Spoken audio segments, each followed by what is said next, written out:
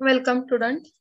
रयत शिक्षण संस्था Satara project 2021-22 11th science conducted by Yashwantrao Chauhan Institute of Science Satara. Myself Bhagyashree Prakash Ranade from Department of Junior Mathematics YCIS Satara. Today this is fourth lecture of the topic set and relation from 11th standard mathematics. This fourth lecture of the topic set and relation. First of all, we will see the concept Cartesian product of two sets. If A and B are two sets, then Cartesian product of two sets denoted by A cross B is a set of all order pairs AB such that A belong to A and B belong to B. A is member of A and small b is member of capital B. Okay, so this is definition for Cartesian product. That is, in Cartesian product, every new set can be constructed by associating every element of one set with every element of another set. For example, 1 2 cross 1 2. Cartesian product of 1 2 with 1 2 is equal to 1 1 1 2 2 1 2 2. Okay. Cartesian product of ABC cross DEF is equal to. See, this product can be obtained by taking one element. Suppose one element from set ABC, that is A. It is associated with D, E, and F. So we get three order pairs AD, AE, and AF. Then second element of first set, that is B, associated with D, E, and F. That is BD, BE, and BF. Then third element of first set can be associated with D, E, and F. That is CD, CE, and CF. Okay. So we get this product set, Cartesian product set. Then there are some basic properties of Cartesian product. First property is Cartesian product of empty set with any set is empty set. Then second property is Cartesian product of A cross B union C is equal to A cross B union A cross C. The next property is Cartesian product of A union B cross C is equal to A cross C union B cross C. And then last property is Cartesian product of A, cardinality of Cartesian product A cross B is equal to cardinality of Cartesian product B cross A is equal to Cartesian product cardinality of A into cardinality of B. Okay. Then next point is relation. What is definition of relation? See. A well-defined relation between element of A and B is given by A is related with B where A belong to A and B belong to B. आता हे जे relation असतं, relation म्हणजे काय? तर relation हा सुद्धा एक कार्टेशियन प्रोडक्ट सेटचा सबसेट असतो, हे लक्षात ठेवायचं. आता कार्टेशियन प्रोडक्ट सेटचा सबसेट असतो म्हणजे काय? तर रिलेशन मधली सगळी एलिमेंट कशी असणार आहेत? तर ती ऑर्डर पेअरच्या फॉर्म मध्ये आपण लिहिणार आहोत. मग आता अशी ऑर्डर पेअर त्या सेट मध्ये प्रेझेंट असणार आहे की ज्या ऑर्डर मधलं ए हे एलिमेंट बी ह्या एलिमेंटशी रिलेटेड असणार आहे. आपण जे रिलेशनला जो रूल डिफाईन करणार आहोत तो रूल ती दोन एलिमेंट फॉलो करणार आहेत. आणि असं जर होत असेल तर आपण म्हणणार आहोत की A is related with B. It is denoted by A capital R B. A is related with B where A belong to A and B belong to B. Thus the relation is a set of order pairs AB and defines a subset of A cross B. For example, बघा, let A is equal to 1 2 3, B is 1 3. R is a relation such that xy belong to R implies x is less than y. म्हणजे आता इथे relation कसं define करून दिलंय की relation मध्ये R मध्ये अशा सगळ्या ऑर्डर पेअर जाणार आहेत ज्यामध्ये x हा y पेक्षा लहानच असला पाहिजे. आता x हे एलिमेंट आपण कुठून घेणार आहोत, तर सेट A मधून घेणार आहोत. y हे एलिमेंट आपण कुठून घेणार आहोत, तर सेट B मधून घेणार आहोत. मग आता y B मधलं, आता बघा x हा y पेक्षा लहान असला पाहिजे. B मधला जर 1 हे एलिमेंट घेतलं तर आपण A मधली कोणकोणती एलिमेंट घेऊ शकणार आहोत, तर आपण एकही एलिमेंट घेऊ शकणार नाही, कारण A मध्ये 1 पेक्षा लहान असलेलं एकही एलिमेंट नाही. पण जर आपण B मधलं 3 हे एलिमेंट घेतलं तर आपण कोणकोणती एलिमेंट घेऊ शकणार आहोत, बघा A मधली 3 पेक्षा लहान A मध्ये असलेली 2 एलिमेंट आहेत, ती म्हणजे 1 आणि 2. So there will be 2 order pairs 1 3 and 2 3. आता ह्याचा हा 1 3 मधला 1 कुठल्या सेट मधला आहे, तर तो A मधला आहे, आणि 3 कुठल्या सेट मधला आहे, तर तो B मधला आहे. आता ह्या 2 3 मध्ये 2 हा A मधला आहे आणि 3 हा B मधला आहे. म्हणजे ह्या रिलेशन मध्ये फक्त ह्या दोनच ऑर्डर पेअर जाणार आहेत. येते लक्षात? So R is a subset of Cartesian product of A and B. कारण कार्टेशियन प्रोडक्ट ऑफ A आणि B मध्ये टोटल किती एलिमेंट असणार आहेत, तर 6 एलिमेंट असणार आहेत. आणि त्या 6 मधली आपण फक्त 2 एलिमेंट घेणार आहोत, कारण का ती दोनच एलिमेंट दिलेली कंडिशन सॅटिस्फाय करतायत. कोणती condition? x is less than y. Okay. So note, when in a relation A is equal to B, R is subset of A cross A. Such relation is called as binary relation. म्हणजे काय, तर आता इथे बघा आपण relation मध्ये A हा एक सेट घेतलाय, B हा एक वेगळा सेट घेतलाय. पण B हा वेगळा सेट न घेता जर आपण A हा सेट 2 वेळा घेतला, तर जे रिलेशन तयार होतं त्या रिलेशनला म्हणजे A क्रॉस A या रिलेशनला किंवा या कार्टेशियन प्रोडक्टला बायनरी रिलेशन असं म्हटलं जातं. Okay. So next point is domain and range of relation. आता आपण बघितलं की relation, any relation can be defined from one set to another set. आता if R is relation from set A to set B, then set A is called as domain of the relation and set B is called as range of the relation. Okay. See, if there are two sets A and B and relation from A to B are of AB, then domain is defined as the set A such that set of all A such that AB belong to R. Domain म्हणजे काय, तर त्या relation मधल्या सगळ्या पहिल्या एलिमेंटचा set तो domain असणार आहे. आणि for some B belong to B. आणि रेंज म्हणजे काय बघा, range is defined as the set of all B such that A B belong to R for some A belong to A. Range म्हणजे काय आहे, तर सगळ्या सेकंड एलिमेंटचा सेट, रिलेशन आर मधल्या सगळ्या सेकंड एलिमेंटचा सेट. म्हणजेच काय, तर domain is a subset of A and range is a subset of B. आता सबसेट म्हणजे तो सबसेट प्रॉपरच असला पाहिजे असं नाहीये. डोमेन हा सेट ए हा सेट स्वतः असू शकतो आणि रेंज हा सेट बी हा सेट स्वतः असू शकतो किंवा सबसेट असू शकतो. Okay. Then there is an example. Let A is equal to 1 2 3, B is equal to 2 4 6. Show that R is equal to 1 2 1 4 3 2 3 4 is a relation from A to B. Find domain, codomain and range. आता बघा इथे, here A is equal to 1 2 3, B is equal to 2 4 6, R is equal to 1 2 1 4 3 2 3 4.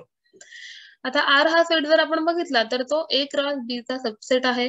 Therefore R is a relation from A to B. Now what is domain of R? Domain of R is a set of first component of R. आता जर R बघितलं तर R मध्ये सगळ्या एलिमेंटची first component कोणते आहेत ते बघा, 1 आणि 3 हे फर्स्ट कॉम्पोनंट आहेत. त्यामुळे रेंज मध्ये तुम्हाला डोमेन ऑफ आर मध्ये तुम्हाला 1 आणि 3 ही एलिमेंट मिळणार आहेत. ओके. त्यानंतर कोडोमेन ऑफ आर. कोडोमेन मध्ये तुम्हाला बघा 2, 4, 6 अशी 3 एलिमेंट आहेत, कारण कोडोमेन म्हणजे काय, relation is defined from A to B, so B is called as codomain. Okay. आणि मग रिलेशन मधल्या सेकंड कॉम्पोनंटच्या फिटला काय म्हणतात, तर रेंज असं म्हणतात. Range of R is equal to set of second component of R. मग आता रिलेशन जर बघितलं, कॅपिटल R हा जर फिट बघितला, तर त्याचा सेकंड कॉम्पोनंट मध्ये दोनच एलिमेंट येत आहेत, ती म्हणजे 2 and 4. And therefore range of R is set of second component of R and is equal to 2 and 4. Okay. Then second example, let A is equal to 1, 2, 3, 4, 5, 6. Define a relation R from A to A by R is equal to xy or all set of all order pair xy such that y is equal to x plus 1. Write down domain, codomain and range of R. आता आपल्याला A हा set दिलेला आहे आणि आपल्याला binary relation काढायचंय बघा. आता इथे B हा दुसरा सेट कोणता दिला नाहीये, आपल्याला A to A हेच रिलेशन घ्यायचंय, त्यामुळे हे बायनरी रिलेशन असणार आहे. ठीक आहे. मग आता R मधली एलिमेंट कशी असतील बघा, तर असे सगळे XY ऑर्डर पेअर ज्याच्यामध्ये y is equal to x plus 1 असणार आहे. म्हणजे जर आपण A मधलं पहिलं एलिमेंट घेतलं 1, तर y ची व्हॅल्यू काय असणार आहे त्याच्यामध्ये, x इज इक्वल टू 1 असताना y इज इक्वल टू 2 असणार आहे, म्हणजे 1, 2 हे एलिमेंट येणार आहे. x इज इक्वल टू 2 घेतला तर y इज इक्वल टू 2, 3 हे एलिमेंट येणार, म्हणजे y इज इक्वल टू 3 येणार आहे, म्हणजे 2, 3 हे एलिमेंट येणार आहे. मग आता इथे आपण R लिहूया. A relation R from A to A is given by R is equal to set of all order pair xy such that y is equal to x plus 1 is given by. आता ही बघा R मधली element कशी आहेत, 1, 2, 2, 3, 3, 4, 4, 5, 5, 6. Okay. म्हणजे पहिलं element आहे त्याच्यामध्ये एक मिळवल्यानंतर आपल्याला दुसरं एलिमेंट मिळणार आहे. पहिला एलिमेंट असं नको म्हणूया आपण, एलिमेंट म्हणजे 1, 2, 2, 3 ही एलिमेंट झाली. पहिल्या कॉम्पोनंट मध्ये एक मिळवल्यानंतर आपल्याला त्याचा दुसरा कॉम्पोनंट मिळणार आहे, y कॉम्पोनंट मिळणार आहे. ओके. Domain of R. मग आता ह्याचा डोमेन काय असेल, आपल्याला माहितीये domain is a set of all first component. म्हणजे कोणता असणार आहे डोमेन, तर 1, 2, 3, 4, 5 हा त्याचा डोमेन असणार आहे. त्यानंतर range of R 2, 3, 4, 5, 6. This is range of R. Codomain of R is what, 1, 2, 3, 4, 5, 6. This is codomain of R. Okay. Now next point is types of relation. There are total 3 types of relation, that is reflexive, symmetric and transitive. If every element of domain or set A is related with itself, then that relation is called as reflexive relation. That is, in the given relation, for every element of set A, if order pair AA is present in that relation, then that relation is called as reflexive relation. Then second, C, that is, if set A is equal to AB, then R is equal to AABB is reflexive relation. Then symmetric relation. A relation R is said to be symmetric if BA belong to R holds when AB belong to R. म्हणजे एखाद्या relation मध्ये जर AB ही order pair येत असेल आणि BA ही order pair सुद्धा येत असेल, तर त्या रिलेशनला, म्हणजे प्रत्येक AB या ऑर्डर पेअर साठी दुसरी एक BA ही ऑर्डर पेअर सुद्धा त्या रिलेशन मध्ये कंपल्सरी येत असेल, तरच त्या रिलेशनला आपण सिमेट्रिक रिलेशन म्हणणार आहोत. इथे एक एक्झाम्पल दिलंय बघा. The relation R is equal to 4, 5. बघा आता इथे 4, 5 साठी 5, 4, 6, 5 साठी 5, 6, 4, 5, 5, 4, 6, 5, 5, 6 ऑन द सेट 4, 5, 6. ए हा सेट 4, 5, 6 घेतलेला आहे. हे रिलेशन कसं आहे, सिमेट्रिक रिलेशन आपल्याला मिळतंय. Okay. Then last type is transitive relation. If A relation on set A is called transitive. If AB belong to R and BC belong to R, then AC belong to R for all ABC belong to R. AB set A मधली जर आपण कोणतीही 3 element घेतली, जर पहिलं element दुसऱ्याशी related असेल, A is related with B, that is AB belong to R. B is related with C, that is BC belong to R. Then A is related with C, that is AC belong to R. And this type is called a transitive relation. See this example: 1 2 2 3 1 1 3. 1 is related with 2, 2 is related with 3, and 1 is also related with 3. So this relation is called a transitive relation. Okay.